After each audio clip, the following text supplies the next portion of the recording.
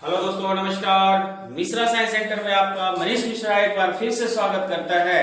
आज हम लोग देखने वाले हैं फिजिक्स के यानी 12th फिजिक्स के इलेक्ट्रोस्टैटिक्स के इस सीरीज में गॉस के नियम का अनुप्रयोग देखेंगे, यानी कि गॉस के नियम का एप्लीकेशन देखने वाले हैं। उस एप्लीकेशन में हम लोग जो विद्युत फ्लक्स पढ़े थे या गॉस के नियम पढ़े थे, इस चीज का प्रयोग करके इसका एप्लीकेशन निकालेंगे। ठीक है, आज जो है टॉपिक शुरू करने से पहले आपको पता है कि मनीष मिश्रा एक कोटेशन रखता है, दमदार कोटेशन है, वो अपने जहन में डालने का प्रयास करोगे दोस्त। ठीक है, तो कोटेशन इस प्रकार है कि वक्त नूर को बेनूर बना देता है, वक्त नूर को बेनूर बना देता है, वक्त फकीर को हुजूर बना देता है। वक्त की कद्र कर ए बंदे, वक्त की कद्र कर ए बंदे, वक्त कोयले को भी कोहिनूर बना देता है। Thank you very much. हम लोग शुरू करने वाले हैं। नेक्स्ट जो आपका टॉपिक है फिजिक्स का, वो है गॉस के नियम का अनुप्रयोग। ठीक है, तो शुरू करते हैं। रेडी है, स्टार्ट दिया है।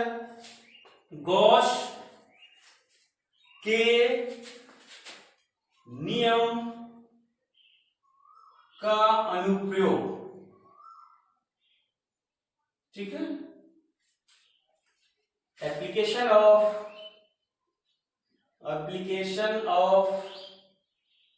Gauss law. ठीक है, यानी गॉस लॉ के नियम का प्रयोग करके हम लोग इसका एप्लीकेशन निकालेंगे। ठीक है, तो पहला जो आपका टॉपिक है यानी फर्स्ट एप्लीकेशन जो है वो है कि कोई चालक, आवेशित चालक है, उस चालक के कारण हमको विद्युत क्षेत्र निकालना है। ठीक है, तो कोई आवेशित गोला लेते हैं, उस गोले से हम लोग विद्युत क्षेत्र निकालेंगे। किसका प्रयोग करके? तो गॉस के नियम का प्रयोग करके। ठीक है दोस्त, तो फर्स्ट करके हम लिखेंगे आवेशित चालक लिखते हैं। चालक आवेशित गोले के कारण विद्युत क्षेत्र यानी इलेक्ट्रिक फील्ड हम लोग को निकालना है। किसके कारण? चालक आवेशित गोले के कारण विद्युत क्षेत्र निकालना है। ठीक है, इसका इंग्लिश वर्जन लिख दूं कि electric field due to a sphere, यानी कि गोले के कारण, यानी चालक आवेशित गोले के कारण क्या निकालना हम लोग को? विद्युत क्षेत्र निकालना है। तो यहां पे हम लोग को यही जानना है कि ये जो फाई है, इस फाई को अगर हम विद्युत फ्लक्स के परिभाषा से लिखें, यानी गॉस के नियम के परिभाषा से लिखें, तो इसका जो इक्वेशन बना, क्या बना था? डी यानी फाई बराबर डी फाई टू समाकलन डी ई इंटू बीएस। ठीक है, ये आपका परिभाषा से इराइज किया गया फॉर्मूला है। गॉस के नियम से अगर हम लोग देखते हैं, ये विद्युत फ्लक्स का हो गया। अब यहाँ पे गॉस के नियम से, अगर गॉस के नियम से हम लोग देखते हैं तो ये आपका जो फॉर्मूला जो बनेगा वो फाई बराबर होगा सिग्मा क्यू बटा एप्सिलॉन नॉट। ये आपका परिभाषा द्वारा इराइज किया गया है और ये गॉस द्वारा इराइज किया गया है। ये दोनों का प्रयोग करके हम लोग क्या करेंगे? ये ई को निकाल लेंगे। ठीक है, यानी कि विद्युत क्षेत्र को निकालेंगे। ठीक है, तो यहां पे सबसे पहले क्या करना है कि कोई बिंदु P है और बिंदु P के गोले के बाहर स्थित है। बिंदु P जो है गोले के बाहर स्थित है। तो हम लोग क्या करेंगे कि एक आवेशित गोला ले लेते हैं दोस्त। इस आवेशित गोले पे आपका धन आवेशित गोला है दोस्त, यानी कि प्लस चार्ज है। क्या है? प्लस चार्ज है। अब कह रहा है कि इस आवेशित गोले के बाहर किसी बिंदु पर, मान लो कि बाहर जो है, ये बाहर किसी बिंदु P को मान लीजिए। क्या मान लीजिए? P को मान लीजिए। तो इस आवेशित गोले के बाहर बिंदु P पर हमको क्या निकालना है, विद्युत क्षेत्र निकालना है। तो इसका जो फर्स्ट हेडिंग अगर हम लोग माने ए करके लिख लें कि बिंदु P पर, बिंदु P जो गोले के बाहर स्थित है, यानी कि आवेशित गोला है उसके बाहर क्या स्थित है, बिंदु P, और इस बिंदु P पर ही हमको विद्युत क्षेत्र निकालना है। ठीक है, तो इसको निकालने से पहले आपको जानना होगा कि ये बिंदु जो P है, यानी कि गॉस के परिभाषा के अनुसार या गॉस के नियम के अनुसार हमको क्या निकालना है, विद्युत क्षेत्र को निकालना है दोस्त। ठीक है, तो हम लोग को क्या करना पड़ता है कि जो बिंदु P है इससे एक पृष्ठ बना लेते हैं, एक काल्पनिक पृष्ठ बना लेते हैं दोस्त। ठीक है, काल्पनिक पृष्ठ बना लेंगे, यानी कि ये गोला, आवेशित गोले के बाहर भी एक गॉसीय पृष्ठ यानी काल्पनिक पृष्ठ बना लेंगे। ठीक है, अगर मान लिया जाए कि इस गोले की त्रिज्या जो है, इस गोले की त्रिज्या क्या है, r मान लीजिए कैपिटल। ठीक है, तो इस बाहरी गोले का त्रिज्या क्या हो जाएगा, इस बाहरी गोले का जो त्रिज्या होगा वो क्या हो जाएगा, स्मॉल r मान लीजिए। क्या मान लीजिए, स्मॉल r मान लीजिए। ठीक है, स्मॉल r मान लीजिए यहाँ पे। अब यहां देखने को मिल रहा है कि जो आवेशित गोले हैं, उस आवेशित गोले से जो काल्पनिक गोला बना उससे इसका रेडियस जो है ज्यादा हो गया और इसका रेडियस क्या हो गया, कम हो गया। तो बिंदु P जो है गोले के बाहर स्थित है, इसलिए R जो होगा वो ग्रेटर होगा बड़ा R से। ये कंडीशन याद रखिएगा दोस्तों। ठीक है, अब हम लोग को क्या करना है, पॉजिटिवली चार्ज है, तो पॉजिटिवली चार्ज के लिए हम लोग को पता है कि ये आवेशित गोला, इस आवेशित गोले के बिंदु P पर हमको क्या निकालना है दोस्त, विद्युत क्षेत्र निकालना है। तो आपको पता है कि ये प्लस जो दिख रहा है, तो प्लस के कारण प्रीवियस क्लास में हम लोग देखे थे कि प्लस के कारण जो इलेक्ट्रिक फील्ड बनता है वो इससे दूर जाता है, इससे दूर जाता है, इससे दूर जाता है। तो यहाँ पे हमको देख रहा है कि ये प्लस और ये बिंदु पर निकालना है, तो इससे इसका जो क्षेत्र हुआ, यानी कि इसका जो क्षेत्रफल हुआ वो क्षेत्रफल किधर भी होगा, इसका परपेंडिकुलर होता है, यानी कि ds हो गया। ठीक है, और साथ ही साथ ये भी देख रहे हैं कि ये जो विद्युत क्षेत्र है और इस विद्युत क्षेत्र, ये आवेशित गोला है, आवेशित गोले का जो क्षेत्र बनेगा वो क्या बनेगा, इसी लाइन पे बनेगा दोस्त, यानी कि E वेक्टर इसमें भी आ गया। ठीक है, तो यहां से अंदाजा लगा सकते हैं कि ये जो ds है वो क्षेत्रफल सदिश है। ये ds क्या है, आपका क्षेत्रफल सदिश है, और ये E क्या है, विद्युत क्षेत्र है, विद्युत क्षेत्र है। ठीक है, अब हम लोग को क्या निकालना है, बिंदु P पर विद्युत क्षेत्र निकालना है। तो सबसे पहले क्या करेंगे, परिभाषा से निकाल लेते हैं। तो परिभाषा से फॉर्मूला क्या है आपका, परिभाषा से आया है कि फाई बराबर समाकलन d फाई इक्वल टू समाकलन E इंटू ds आया है। ठीक है, तो समाकलन विधि से हम लोग परिभाषा विधि से पहले निकालूं कि परिभाषा से पहले हम लोग निकाल लेते हैं। ठीक है, तो परिभाषा से जो फॉर्मूला आया है वो फाई बराबर आया है, क्या आया है, समाकलन d फाई, यही तो आया। ठीक है, तो d फाई क्यों लिखे हम, इसलिए लिखे हैं कि ये टोटल जितने सारे काल्पनिक पृष्ठ बने हैं, इस काल्पनिक पृष्ठ के इस बिंदु पर एक छोटा सा स्फीयर ले लेते हैं, एक छोटा सा एरिया ले लेते हैं, यानी छोटा एरिया की बात बोल रहे हैं। ये छोटा एरिया अगर हमको पता चल जाए तो ये छोटा एरिया छोटा छोटा छोटा छोटा छोटा छोटा क्या करता है, सब जुट जाएगा और लास्टली संपूर्ण पृष्ठ का हमको क्या निकल जाएगा, क्षेत्रफल या संपूर्ण पृष्ठ का आवेश निकल जाएगा कि कितना जो है इसका विद्युत क्षेत्र होगा। ठीक है, तो यहाँ पे हम लोग क्या देखें कि फाई बराबर समाकलन d फाई, तो ये d फाई यहाँ पे हम क्या करते हैं, समाकलन का इस रूप में लिख लेते हैं। इस रूप में दिखाना का मतलब संपूर्ण पृष्ठ के लिए हो गया। अगर छोटा निकलता है तो संपूर्ण पृष्ठ का निकाल जाएगा, आराम से एक करके निकाल लेंगे। तो यहाँ पे जो आया वो क्या आया, समाकलन d फाई बराबर आया है E इंटू ds आया है। तो E इंटू ds को जैसे ही आप जैसे ही आप वेक्टर फॉर्म को हटाएगा तो क्या आएगा ईडीएस कॉस थीटा। तो आपको पता है कि जिस बिंदु पर हमको विद्युत क्षेत्र निकालना है, इस बिंदु पर जो विद्युत क्षेत्र का स्थिति होगा और जो इसका क्षेत्रफल का स्थिति होगा, दोनों लंबवत है, दोनों एक ही लाइन पे है, इससे बनने वाला जो कोण होगा वो थीटा बराबर क्या हो जाएगा 0 डिग्री। तो कॉस थीटा के मान यहाँ पे हम लोग क्या रख देंगे 0 डिग्री। तो फाइनली जो आपका ये आएगा समाकलन, क्या आएगा समाकलन E D S cos 0 degree, और कॉस 0 डिग्री का जो मान होता है वो क्या होता है 1 होता है। तो ईडीएस आ गया फाइनल। तो ये फाई बराबर हमको परिभाषा से क्या मिल गया, परिभाषा से मिल गया phi E into D S. ठीक है, ये बना। इसके बाद आपको पता है कि ये जो समाकलन हम लिख रहे हैं, कि समाकलन यानी संपूर्ण पृष्ठ के लिए समाकलन, तो समाकलन की अगर बात बोले ई जो है कांस्टेंट टर्म है, तो ई को हम लोग क्या कर सकते हैं बाहर कर देते हैं। क्या कर देते हैं बाहर कर देते हैं। तो यहां पे लिखेंगे फाई बराबर, इस चीज को यहां पे लिख लो, फाई बराबर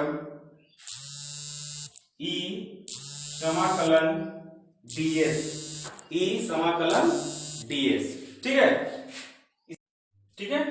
यहाँ पे क्या देखें फाई बराबर समाकलन ईडीएस। ईडीएस यानी ई कांस्टेंट टर्म है, ई को हम लोग क्या कर दिए बाहर कर दिए। तो ये जो डीएस दिख रहा है, समाकलन डीएस जो दिख रहा है, ये संपूर्ण पृष्ठ के लिए जो है डीएस जो दिख रहा है, तो हम लोग कह सकते हैं कि संपूर्ण पृष्ठ का जो क्षेत्रफल होगा, संपूर्ण पृष्ठ के क्षेत्रफल का फॉर्मूला क्या होता है। तो हम लोग यहाँ पे लिख देंगे कि फाई बराबर संपूर्ण पृष्ठ के क्षेत्रफल डीएस, डीएस इसको हम लोग कहेंगे गॉसीय पृष्ठ का क्षेत्रफल, गॉसीय पृष्ठ का क्षेत्रफल। तो गॉसीय पृष्ठ का जो क्षेत्रफल होता है वो क्या होता है 4 पाई आर स्क्वायर होता है। तो यहाँ पर हम लोग क्या करेंगे कि जो डीएस है वो डीएस की जगह पर क्या रख देंगे 4 पाई स्क्वायर रख देंगे। तो यहाँ पर लिख देंगे कि फाई बराबर E into 4 pi R square. ये समीकरण क्या आ गया फर्स्ट आ गया। ये आपका आया परिभाषा से, क्या आ गया इस परिभाषा वाले फॉर्मूले से हम लोग फाई बराबर E into 4 pi R square निकाल दिए। ठीक है, अब यहाँ पर हम लोग को क्या निकालना है गॉस के नियम से, यानी कि गॉस के नियम से हम लोग इसको निकालते हैं। तो यहाँ पे लिखते हैं कि गॉस के नियम से, गॉस के नियम से, सूत्र से, गॉस के सूत्र से। तो गॉस का जो सूत्र था वो क्या था वेरी इजी। गॉस के सूत्र जो था वो फाई बराबर क्या था सिग्मा क्यू बट्टा एप्सिलॉन नॉट। सिग्मा क्यू बट्टा क्या है एप्सिलॉन नॉट। तो आपको पता है कि ये सिग्मा क्यू बटा एप्सिलॉन नॉट ये काल्पनिक पृष्ठ है, और इस काल्पनिक पृष्ठ का अंदर एक आवेशित गोला है। तो अंदर जो है जो चार्ज आपको चारों तरफ दिख रहा है, तो जो चार्ज दिख रहा है ये कौन सा चार्ज दिख रहा है पॉजिटिवली चार्ज दिख रहा है। तो ये क्यों, इसका एक रूल है कि जिस गोले पर चार्ज दिया जाता है तो वो चार्ज उसके चारों तरफ एरिया में फैल जाता है। तो इसके अंदर एक आवेशित गोला है, तो इसके अंदर आवेशित गोले के जस्ट काल्पनिक पृष्ठ वाला जो गोला है इस पर भी एक आवेश आ जाएगा, और ये आवेश क्या होगा पॉजिटिवली होगा। तो इसके अनुसार सिग्मा क्यू का मतलब क्या होगा टोटल जो आवेश होगा वो आवेश क्या हो जाएगा क्यू हो जाएगा। तो फाई बराबर अगर हम गॉस के नियम से लिखें तो क्या हो जाएगा क्यू बटा एप्सिलॉन नॉट। ये आपका हो गया गॉस के नियम से। तो ये दूसरा का समीकरण बन गया। ठीक है, अब यहाँ पे समीकरण इसको मान लीजिए फर्स्ट और इसको मान लीजिए सेकेंड। तो समीकरण फर्स्ट और सेकेंड का उपयोग करते हैं। ठीक है, तो समीकरण फर्स्ट और सेकेंड का उपयोग करने से पहले आप लोग सिग्मा क्यू लिख दीजिएगा। तो सिग्मा क्यू जो है क्या बताता है गॉसीय पृष्ठ में परिबद्ध आवेश है। तो सिग्मा क्यू की जगह पर हम लोग क्या यूज किए थे क्यू को यूज किए थे। ठीक है, अब यहाँ पे समीकरण फर्स्ट और सेकेंड को मिलाते हैं। तो समीकरण फर्स्ट और सेकेंड को जब मिलाइएगा तो देखिएगा ये समीकरण क्या है आपका फर्स्ट है, ये समीकरण क्या है सेकेंड है। तो हम लोग कह सकते हैं कि समीकरण फर्स्ट और सेकेंड से जैसे ही आप फर्स्ट और सेकेंड को मिलाइएगा तो क्या हो जाएगा, फर्स्ट का समीकरण क्या है, दिस है, तो 5 बराबर हम लोग इसके जगह पर क्या लिख देंगे, ई 4 pi R square is equal to क्या हो जाएगा, क्यू बटा एप्सिलॉन नॉट आ जाएगा, आएगा। अब यहाँ पे देख रहे हैं ई निकालना है, तो यहां से हम लोग इसको ई गुना में इधर आएगा तो क्या हो जाएगा, भागा में, ई बराबर अगर होगा तो क्या हो जाएगा, क्यू बटा 4 pi R square epsilon not. ठीक है, तो यहाँ पे आपको एक चीज देखने को मिल रहा होगा कि जो 4 पाई है, ऐसे लिख लें इसको, सिस्टमैटिक वे में लिख लो, तो 4 pi epsilon naught R square. तो यहाँ पे आपको दिखने को मिल रहा है, ये जो दिख रहा है 1 पाई एप्सिलॉन नॉट, ये क्या दिख रहा है, के को दिखा रहा है, तो के को दिखा रहा है इन द सेंस ई बराबर जो होगा, इस चीज को यहाँ पे मैं लिख रहा हूं, ई बराबर जो होगा वो क्या हो जाएगा, के क्यू बटा आर स्क्वायर। क्यों, क्योंकि के जो होता है 1/4 पाई एप्सिलॉन नॉट होता है, ये आपको पता होगा। तो ये फाइनल जो इक्वेशन आया आपका वो ई बराबर क्या आ गया, के क्यू बटा आर स्क्वायर। ये आपका विद्युत क्षेत्र निकल गया। बिंदु पी पर जो गोले बाहर स्थित है, यानी पी जो है बाहर स्थित है, उसके द्वारा जो विद्युत क्षेत्र आया के क्यू बटा आर स्क्वायर आ गया दोस्त। ठीक है, इसको समीकरण 3 मान लीजिए। ठीक है, तो आई होप कि ये चीज समझ में आया होगा। फिर से एक बार रिवाइज कर दूं। मान लीजिए कि कोई आवेशित गोला है, उस आवेशित गोले के बाहर कोई बिंदु पर हमको विद्युत क्षेत्र निकालना है। ये आवेशित गोला है, इसके बाहर जो है एक बिंदु P लिए और उस बिंदु P के द्वारा हम लोग एक गौसीय पृष्ठ का निर्माण किए, एक काल्पनिक पृष्ठ का निर्माण किए। ये काल्पनिक पृष्ठ में हम लोग देखें कि इस काल्पनिक पृष्ठ में इस बिंदु पर विद्युत क्षेत्र निकालने के लिए एक छोटा डीएस की जरूरत होगी, छोटा एरिया की जरूरत होगा। तो छोटा का बात करने के बाद ये अगर छोटा पता चल जाएगा तो पूरे पृष्ठ का जो है क्षेत्रफल हम लोग आसानी से निकाल लेंगे। तो इस छोटे पृष्ठ का क्षेत्रफल क्या होगा, डीएस हो गया। इससे बनने वाला विद्युत क्षेत्र क्या होगा, इसी लाइन में बन रहा है। क्यों बन रहा है कि प्लस जो है परपेंडिकुलर होता है, इसका एरिया परपेंडिकुलर होता है विद्युत क्षेत्र। क्यों, क्योंकि पॉजिटिवली जो चार्ज होते हैं वो अपने से दूर ले जाते हैं, इसलिए इस पर बनने वाला कोण क्या होगा, थीटा बराबर क्या हो गया 0। तो हम लोग परिभाषा से निकाल दें कि फाई बराबर dq का मान क्या है आपका E इंटू ds है समाकलन। तो यहाँ पे cos थीटा में 0 डिग्री है, तो 0 डिग्री मान क्या अवगमन होता है, तो फाई बराबर ये आ गया आपका। ठीक है, अब ये फाई बराबर बना गया, ये था आपका। इसके बाद यहाँ पे देखिए कि ये जो संपूर्ण पृष्ठ है, उस संपूर्ण पृष्ठ के लिए जो आपका ds है, ds का मतलब छोटा डिस्टेंस की बात बोल रहे हैं, छोटा एरिया के अल्पांश क्षेत्रफल की बात बोल रहे हैं। तो ये अगर अल्पांश क्षेत्रफल का अगर हम बात करें, तो अगर छोटा छोटा भी होगा तो हम लोग क्या यूज करते हैं, समाकलन। तो समाकलन के लिए हम लोग क्या करते हैं कि छोटे छोटे अल्पांश क्षेत्रफल को, एरिया को जोड़ देते हैं। तो जोड़ने के बाद क्या आएगा, संपूर्ण पृष्ठ का। तो संपूर्ण पृष्ठ का हम लोग क्षेत्रफल निकाल देंगे। तो गोले के संपूर्ण पृष्ठ का जो क्षेत्रफल होता है वो क्या होता है, 4 पाई आर स्क्वायर होता है।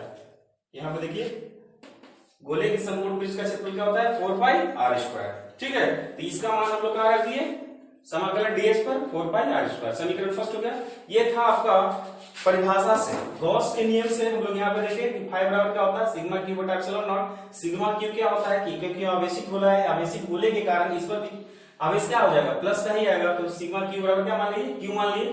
तो यहाँ पे हम लोग लिख देंगे फाई बराबर क्यू बटा एप्सिलॉन नॉट। समीकरण फर्स्ट और सेकेंड को मिला दिए, मिलाने के बाद हमारा क्या आएगा, ई बराबर आएगा 1/4 पाई एप्सिलॉन नॉट क्यू बटा आर स्क्वायर। तो यहाँ पे 1/4 पाई एप्सिलॉन नॉट क्या है, के है। तो यहाँ पे क्या लिख दिए, ई बराबर के क्यू बटा आर स्क्वायर आ गया। ठीक है, तो सबसे पहले आपको अगर नोट बनाना होगा तो सबसे पहले हेडिंग ये डालोगे, फिर इसको लिखोगे, फिर इसको लिखोगे।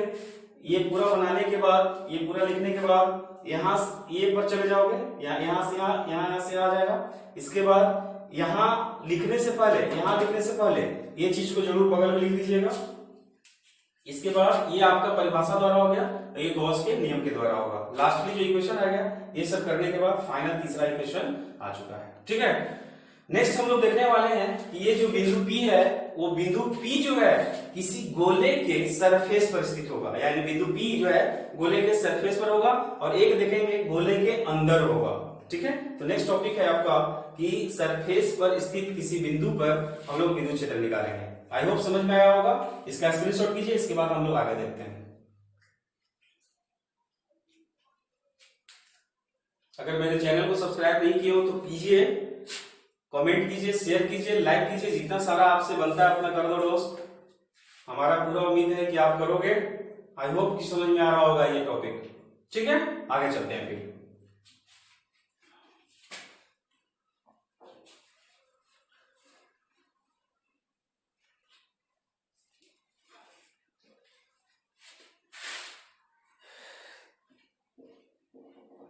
ये था चालक, आवेशी चालक गोले के कारण जो है विद्युत क्षेत्र निकाले थे। गोले के बाहर बिंदु P पर का विद्युत क्षेत्र निकाले थे। नेक्स्ट जो है वो बिंदु P जो है गोले के सतह पर होगा। बिंदु P जो है सेकंड करके अगर लिखूं या B करके लिखूं, B करके लिखिए कि बिंदु P गोले के सतह पर स्थित है। बिंदु P कहां स्थित है? गोले के सतह पर स्थित है, सरफेस पर स्थित है। वेरी इजी, एकदम बहुत आसानी से समझिएगा इस चीज को। ठीक है, तो यहां पे हम लोग देख रहे हैं कि ये जो है आपका ये गोला है, यही तो गोला है, और इस गोले पर चार्ज क्या है? प्लस का पॉजिटिवली चार्ज दे रहे हैं, पॉजिटिवली चार्ज दे दिए। ठीक है, अब कह रहा है कि इस गोले का जो त्रिज्या होगा वो त्रिज्या क्या है? ये त्रिज्या यहां है। मान लीजिए ये बिंदु P है, क्या निकाला है? इस सरफेस पर बिंदु क्या है? P है। स्वाभाविक है कि ये आपका गोला है और इस गोले पर त्रिज्या जो है बिंदु P पर हमको विद्युत क्षेत्र निकालना है, तो इसका त्रिज्या क्या होगा? R। तो R जो है इस गोले का बड़ा R और छोटा R क्या हो गया? बराबर हो जाएगा। तो R बराबर क्या हो जाएगा? बड़ा R। यानी हम लोग को कुछ नहीं करना है। जो समीकरण थर्ड आया है उस समीकरण थर्ड में हम लोग ये स्मॉल r की जगह पर क्या कर देंगे? छोटा r कर देंगे। तो हमको किसी बिंदु P पर, यानी कि P जो है सतह पर स्थित है, उस पर हम लोग विद्युत क्षेत्र आसानी से निकाल लेंगे। तो लिखेंगे यहाँ पे इस समीकरण 3 में क्या करना है? r बराबर क्या करना है? बड़ा R, यानी कि छोटा r की जगह पर क्या कर देना है? बड़ा R को रखने पर।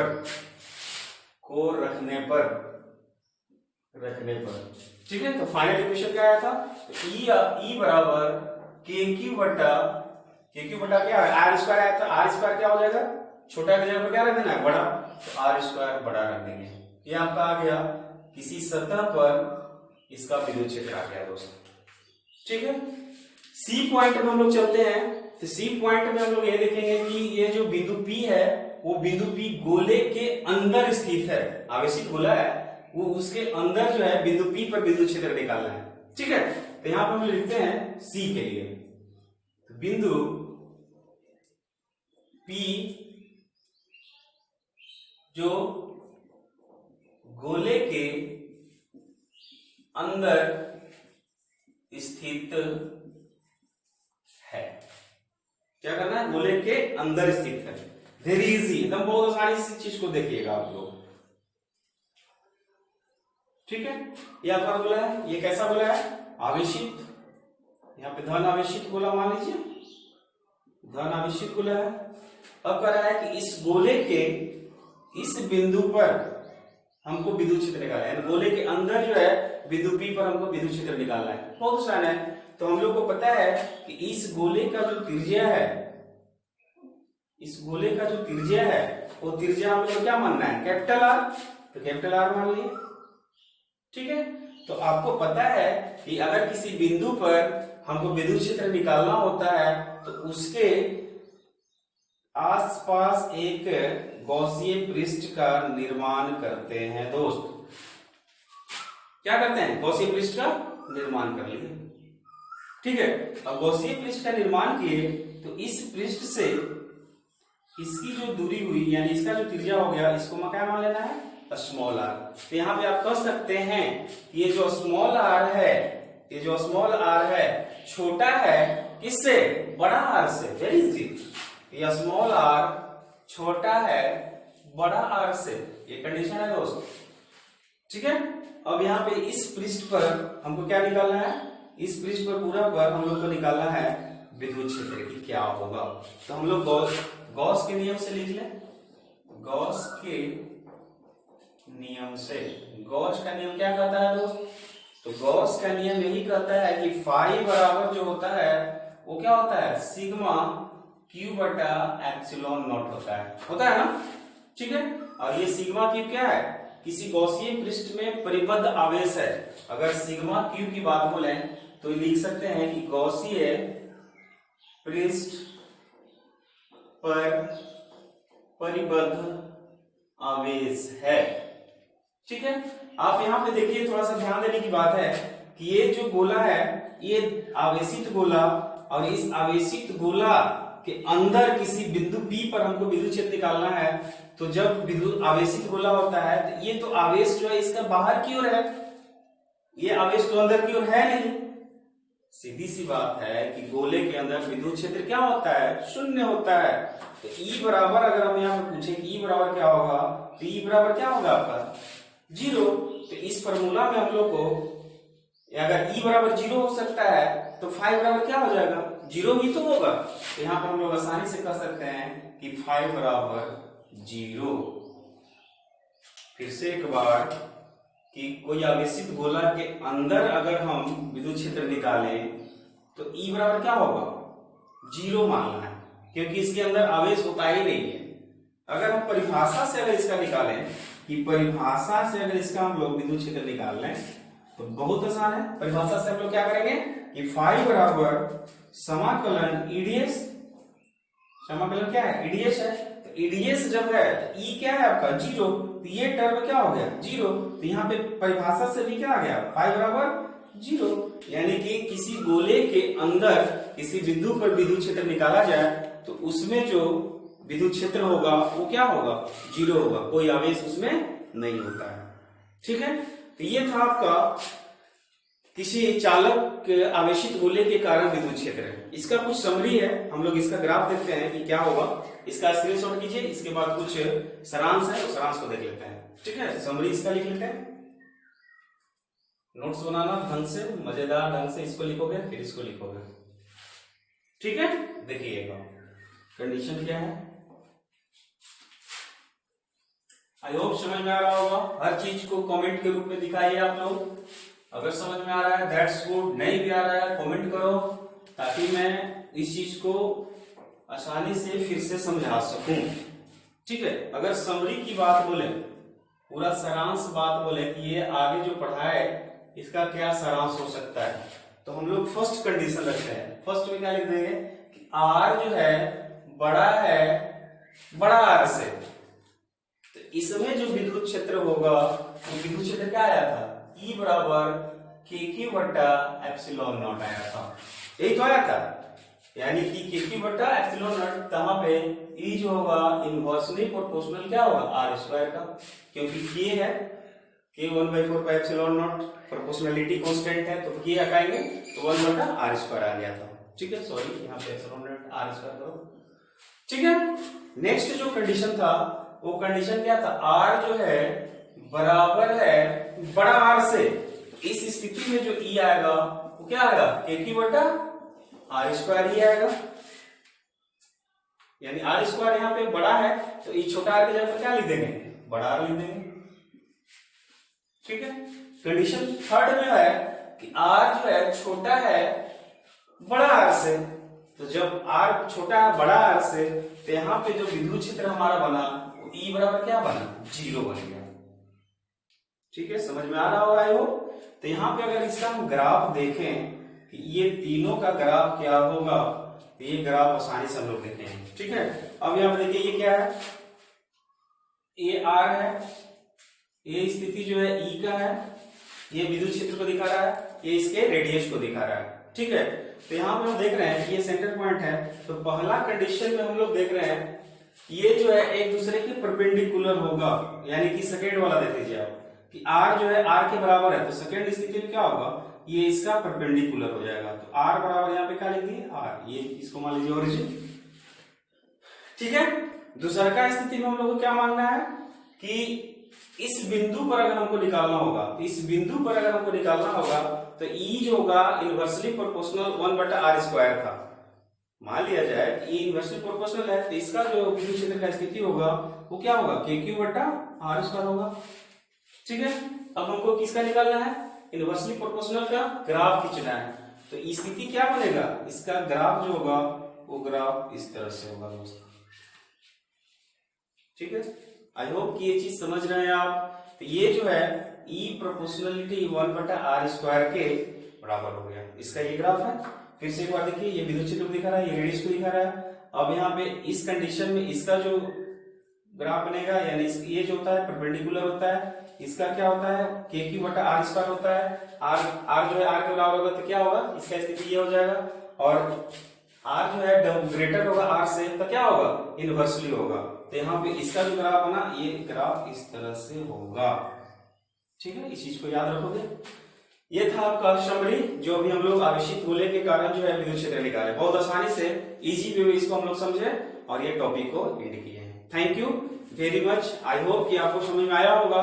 इस चीज को माइंड में रखो, हर चीज को नोट से ढंग से बनाओ, ताकि जो है जब भी आपका कोचिंग क्लास खुलेगा ताकि आपको पढ़ने में मजा भी आए।